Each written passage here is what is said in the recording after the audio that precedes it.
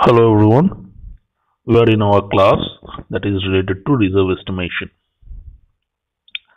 So we assume that we already know how our basic sampling is done. First we make boreholes for finding our reserves and classifying them, and using those borehole data we somehow make block diagrams and totally estimate the reserve we have. So in case of boreholes we basically start with grids. These grids are kind of in range of 1 kilometer to 10 kilometer, and those boreholes we make just to find our ore bodies. So basically it somewhat looks like this. Previously we don't know where our ore body is, and we just make boreholes in a grid, and some of the boreholes pass through that ore body, and after sampling those cores recovered from our boreholes, we get to know that below this point there is a ore, and by considering the borehole data from multiple bores, we somehow are able to demarcate a certain area, saying that there is a ore body beneath it. So around the boreholes we fix some area of influences, just like this borehole. If this borehole has some ore, we can somehow assume that this whole area has some ore, but that assumption is always not true. Let's say for this borehole we may not get that. For this borehole we may not find ore in it, but actually in its whole region of influence there are some part that is actually a ore. So basically when we bore, after that coring is done, as per this case scenario, we just see from these regions we get actually they are ore bodies. This dashed line is my actual ore, and this is my estimation after making the ore. And you can see that this estimation is obviously not perfect, and it is not matching with reality. So from the each bore I get data like that how much thickness of my ore is and what is the assay value. We also take density and all, but for simplicity I am just considering these two data just to explain how that mathematics of reserve estimation goes. So from this data available, we are trying to find that what is the total volume of ore is there, what is the total tonnage, and total mineral or total metal, or if it may be gold or something that is available in that deposit. So given that we know its density, that then the density we will get from those borehole data only, and borehole distance, that is from this point to this point distance is 10 kilometer. That means these squares are 10 kilometer by 10 kilometer. So what we can do with this available data, and we'll just see how this estimation is done. So we have basically written down all those sample values, and they are tonnage values that we got. This is basically these values only written in a tabular form. So now once we know the thickness, we can calculate volume, that is 10 kilometer by 10 kilometer into this thickness. That's what gives me my total volume of that particular block, and I can just multiply with the density I know. I can get total actual tonnage.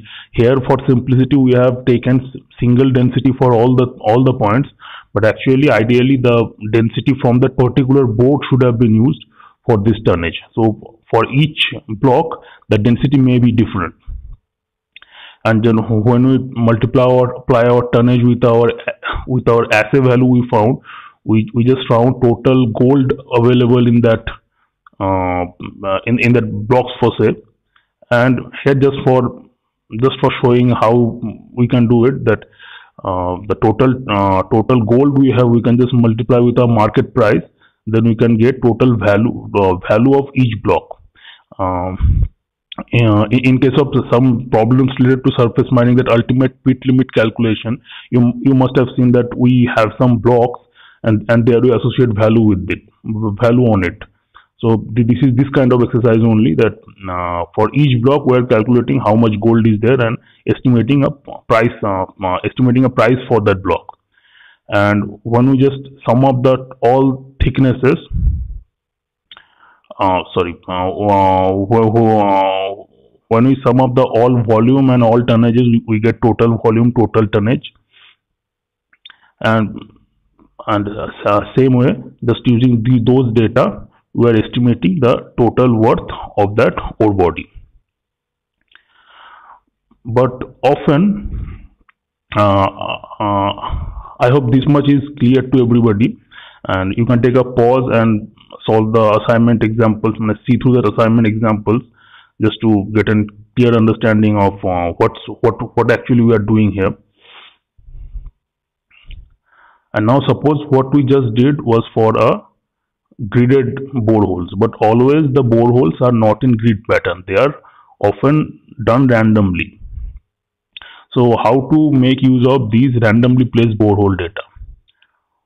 For that purpose, we basically mostly have two methods. One is area of influence method, and another is distance weighting method.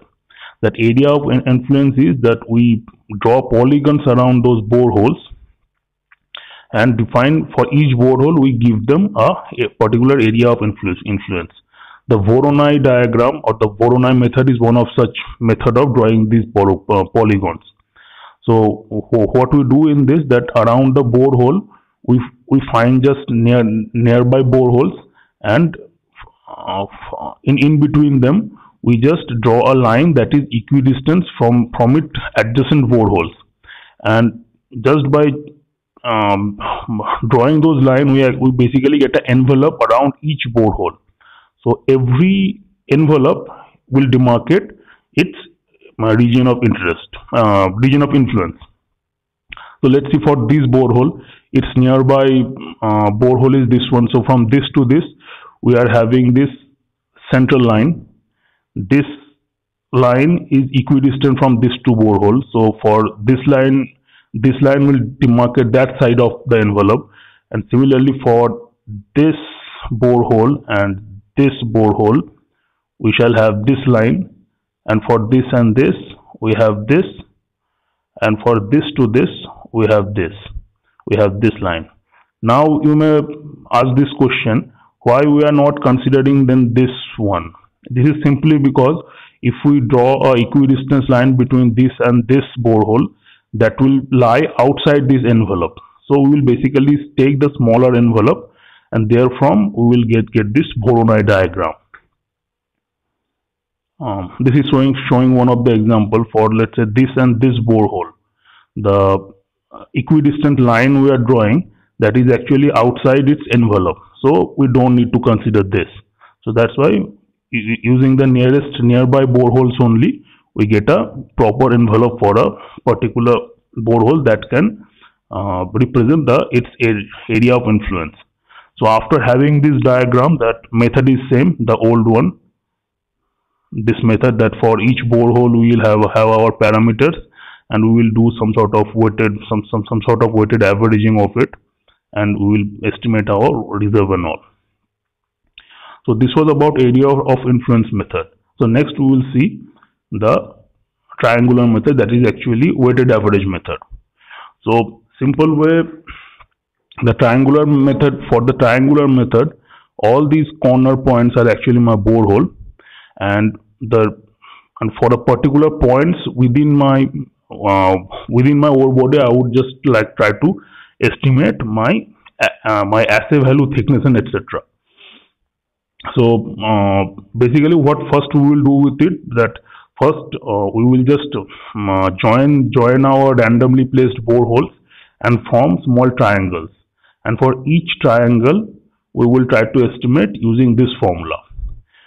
What is this formula? This is basically, we are first calculating the weights. Let's say for this triangle I want to know the thickness and assay value for this point. So for this, what I will simply do, I will see the thickness of these 3 points, and I will measure distance from each point and put it in this formula. So my weight is basically proportional to my distance. For let's say instead of weighted average, I may simply go for my simple averaging, that I may assume every point within this triangle is having thickness that is average of these three boreholes. That is also one of the methods. And for SA of this whole triangle, I will assume that that is average of these 3 points. Similarly, also I can proceed. And in case of this weighted average method, for each particular point I calculate a weight. That weight is proportional to the distance of this point from these respective boreholes. So for each borehole, I will have a particular weight. Those weights should add up to 1.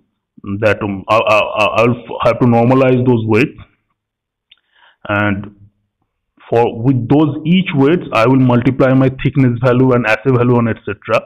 And with this formula, we will get different thicknesses for every single point within this triangle.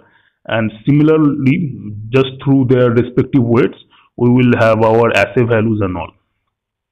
So in case of that, our area of influence method, we were having discrete value for, you can say, the flat value for the whole region of influence.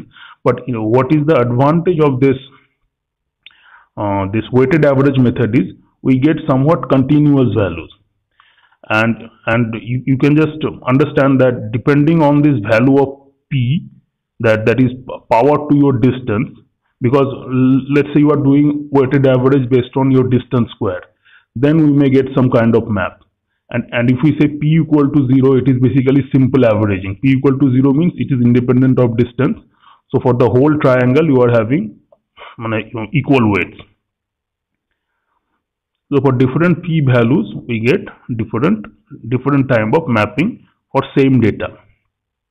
Now, dependent on the type of my deposit, an experienced estimator will put up a proper value of P, and then he can get a overall rough understanding of the total worth of the deposit and all. In coming time, we will just see that these methods, what we just discussed, have their own limitations, and just to come over their limitations, how we introduce geostatistics to have a better estimation of all the reserve estimation thing we are doing so far. So this is another example of that reserve estimation thing. Suppose imagine there is a ore body beneath the ground, and you have just made boreholes through it. So each borehole will have particular thicknesses passing through the ore body, and this boundary of ore is demarcated simply by cutoff grade. So what we were initially doing for a 2D top view thing, now same thing we can also do for cross sections. So when we have our boreholes, depending on that borehole data, we can demarcate a ore body thing that will obviously be somewhat different from the reality, because the ore body may be fluctuating, and just seeing the simple borehole data, I am somewhat linearly simplifying it and getting this simplified ore body thing. And the same process would go that each point will have its thickness, and they will have their area of influences, and based on it I can average out things and have total estimation of it. This kind of estimation are not in your syllabus, or I don't think any time this have even come in GATE, but this is an important thing, that this understanding should be with you.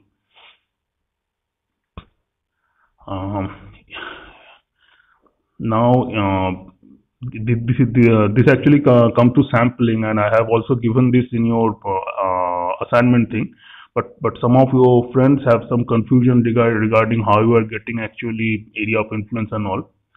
That's why I just also added this one in your reserve estimation presentation.